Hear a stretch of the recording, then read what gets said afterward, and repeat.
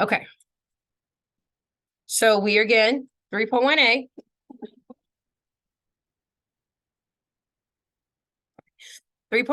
Define the number e, and then we're defining the number e. My pen. So the number e is defined as the number that the expression approaches as n goes to infinity. And the expression that you have is parentheses 1 plus 1 over n to the n power. Got it?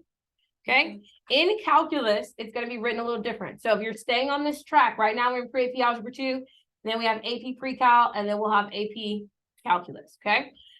In calculus, it will be written as this: E equals, so that this, you should have space to write it, the limit as n goes to infinity of 1 plus 1 over n to the n power. That's its most formal way of saying what the value of e is. So write the line. Yes, so you should have space beneath, and you're writing this piece. Agreed? Do we all see that space? Okay.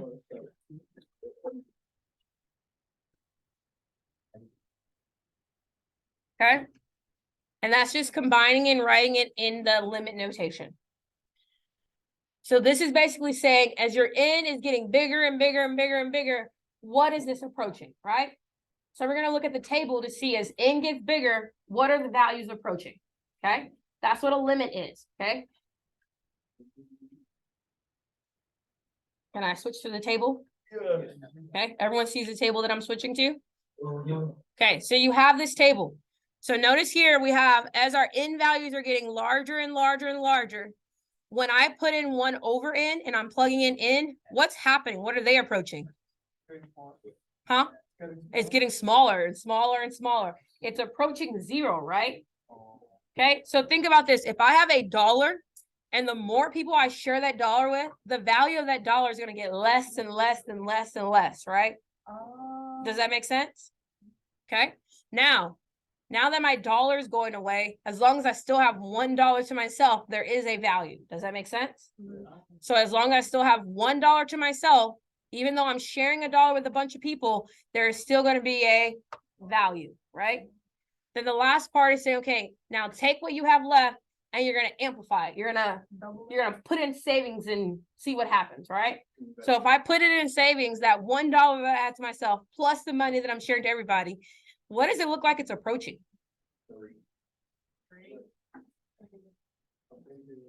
3. It gets as big as it can. It's actually, if I put 1 million in and it stops right here at 1 million, is it going to ever actually approach 3?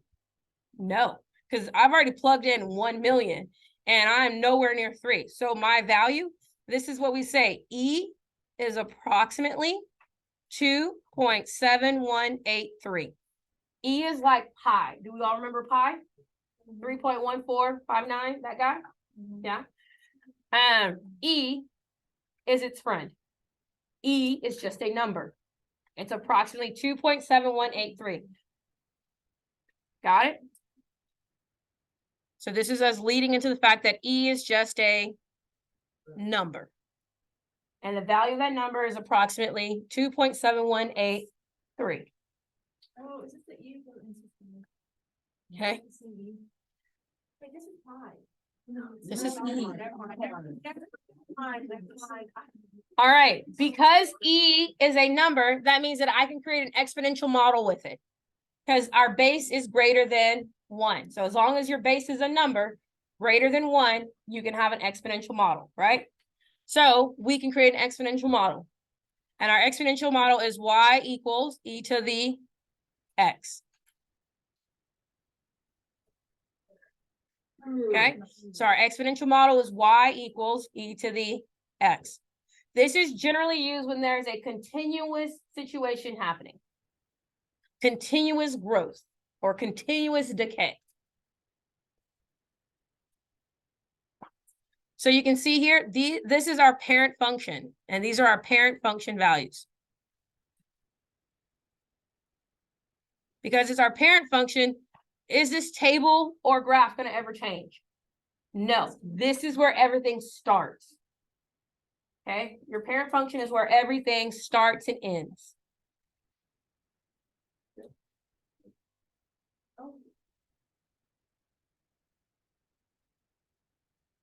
Just like all exponential rules, remember anything to the 0 power is going to be what? 1. Anything to the 0 power is 1.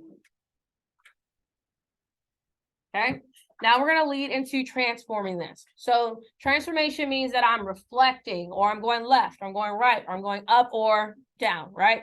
Make sense? So the parent is going to create a child transformation, essentially.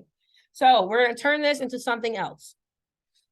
What we're going to turn it into is f of x equals negative e to the x minus 3. So you should have a blank, and you're going to write f of x equals negative e to the x minus 3. Yes? Do we see where we're writing that at on our notes? Yes. Anyone's like, Miss, you're making this up. Yeah. That's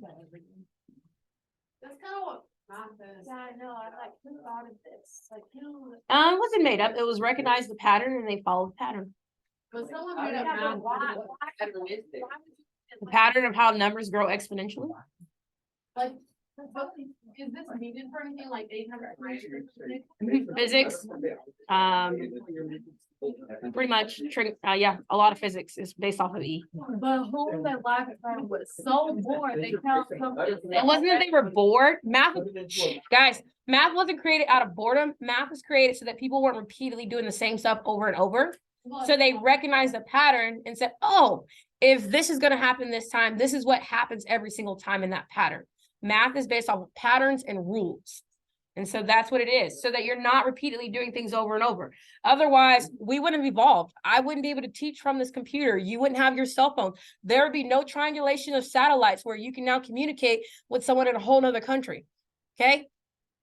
If we were stagnant and said, oh, this is good, we created a rolling rock. Yes, the wheel. Okay? And left it at the wheel, then we would just still be in very simple times. Okay? All right, here we go. So we already have our parent function at the top, right? Everyone sees our parent function graph? Yeah. Yes. What we're going to do is on our graph ourselves, we're going to graph our f of x equals negative e x minus 3, but we're going to do it in parts. So if you have a pen and a pencil, that would be great. Because we're going to graph the reflection and then the translation. So pen and pencil, or have 2 color pencils or something, would be ideal for your graph. So our parent function is already done for us.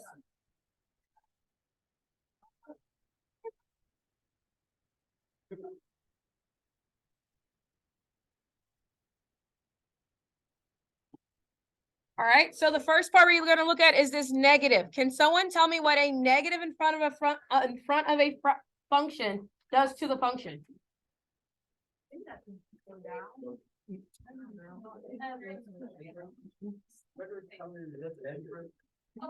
Not the inverse, somewhere there.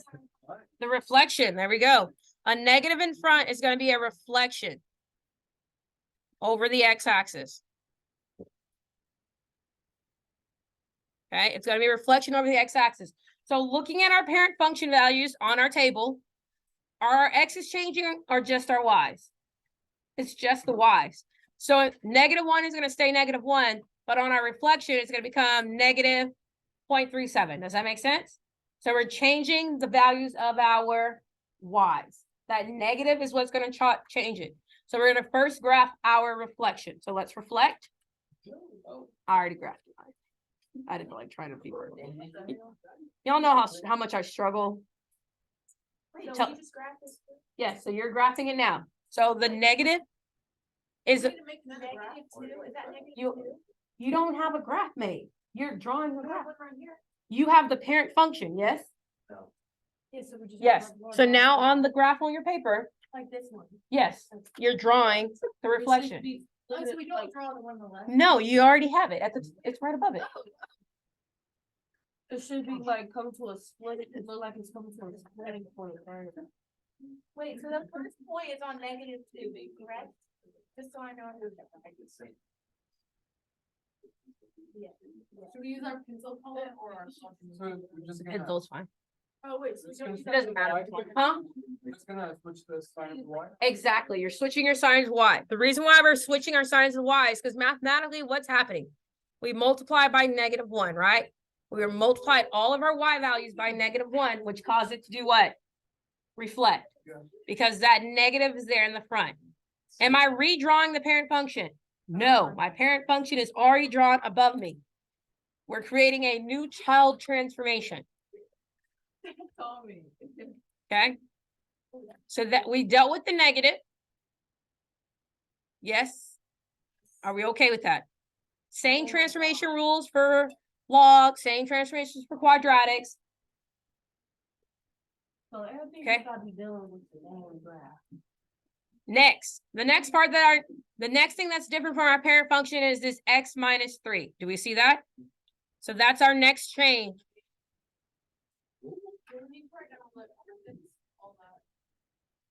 Unless you want to.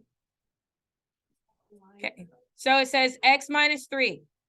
Okay, what does that x minus 3 tell me what's happening to my graph now? Anyone remembers? It's a shift, but shift where?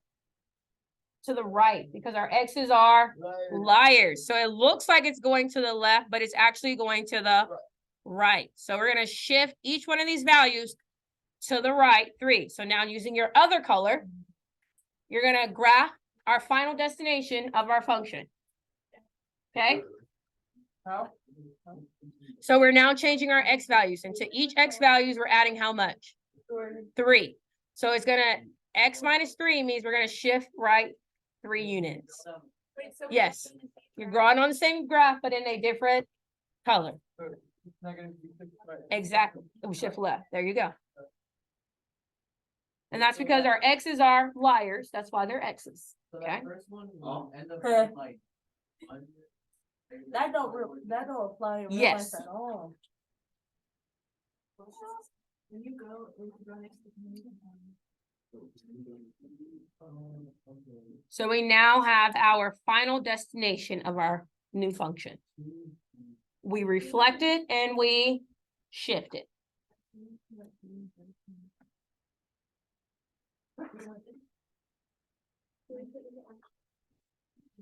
Okay, I want you to try it on your own, but use the board as a reference to check yourself.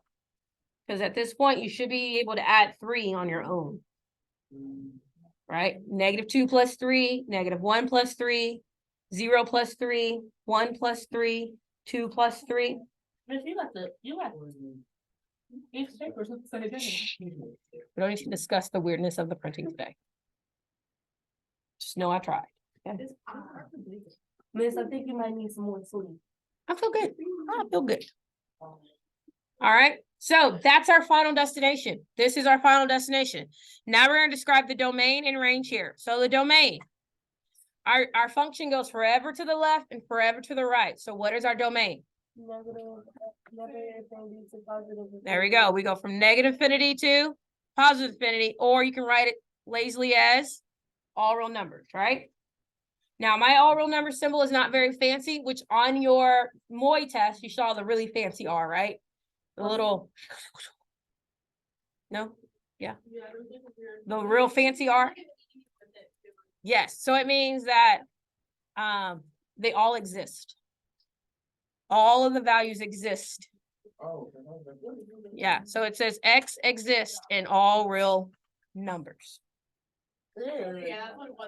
It's like if E and C had a baby. Yeah.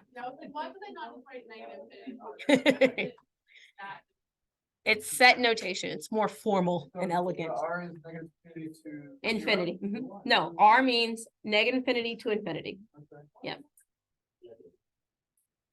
All right, your range. I thought it was eventually gonna touch the 0, so it's gonna be Mm-mm. negative infinity to 0. It does not. I thought It's, well, yeah, the R, the range. Yes, you're right. Yes, I think range. Yes, perfect. I'm sorry, I misunderstood you. So our range, especially you two, our range is negative infinity to 0. Notice that it's a parenthesis, not a bracket, because it's approaching 0, but it's never going to actually touch 0. And the reason being is that we have a horizontal asymptote. We have a boundary line. So this is our horizontal asymptote. So what kind of art is that? That's all real number symbol, How do you draw it? a double line, and then draw an R. How do you change the sign? Double, double, Oh. Or you draw R and then draw extra line. yeah, you could. That's what I would do. It's kind of hard for me to correct that after 20 years of doing it one way. Oh, yeah. But yeah, okay? And that's our transformation, Nothing. okay? So at the bottom, it says we're gonna write our transformation rule. So we're gonna write out the whole transformation of what it means and how it's affected, how each letter affects your parent function. Wait, what's H? Horizontal asymptote. Oh, so it's just 0. Our horizontal asymptote is your HA, and it's at Y equals 0. That's my boundary line, right? It says that I want to get as close as I can, but will it ever actually touch 0? No. So if you go look back at our table, you see how it never actually approached 0? Yeah. It kept getting closer and closer, but never actually touched it. Wait, but listen, you know when I use a 0 and then you have a line sitting there? That means not equal to. Let's say empty set. The 0 with the line through it means empty set. All right. So our transformation rule at the bottom, we're going to write our full transformation rule for exponential. So we're going to write f of x equals a times e to the x minus c plus d. That is a lot for what? Okay. So A, what does A tell us? A is our stretch and compress. Do you remember A? Yeah. Okay. A is our stretch and our compress, and it's also our reflection. And it's a reflection if it is negative, x minus c.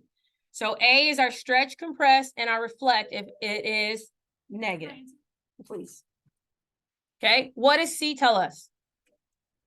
The shift. The shift, our left or right. So E, our C, yeah. Okay, can I call him back? CIS.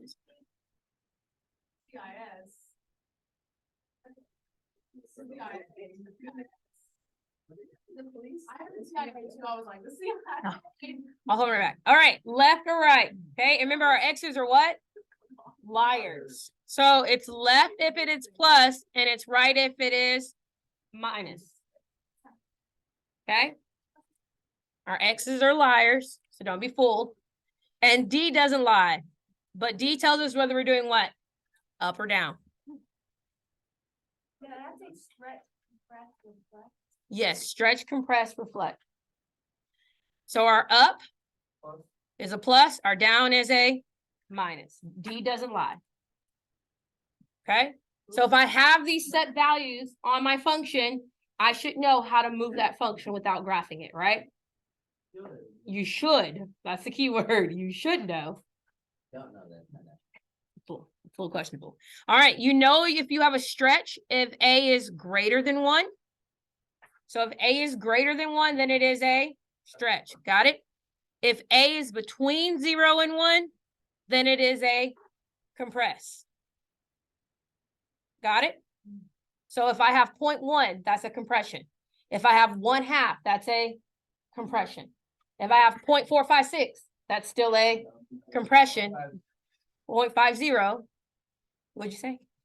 If you have 0, you can't have 0. A cannot equal 0. That's why it's not an equal sign right there. It has to be between 0 and 1. Okay? If you have 0, then there's no function. What about 1.5? 1.5 is greater than 1. So therefore it's a stretch. If it's less than 0, so if the absolute value is less than 0, then it's a reflection, and it's gonna reflect, because that makes it a what? A negative, right? I think you have it wrong. Huh? A negative symbol? Yes.